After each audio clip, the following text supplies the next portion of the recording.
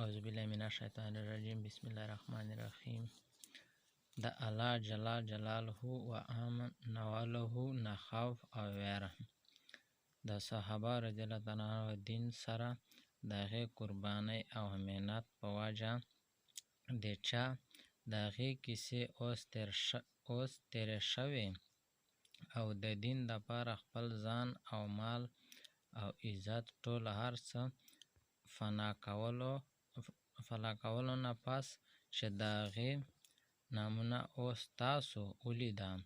د الله جل شانه خوف او ویره څومره قدر چې په دې حضرتو کې موندلې شوې، الله دې وکړي د هغې څه معمولي حصه مونږ ګناهګارو ته هم نصیب شي. د مثال په طور د دې هم څو کیسې لیکلی شي.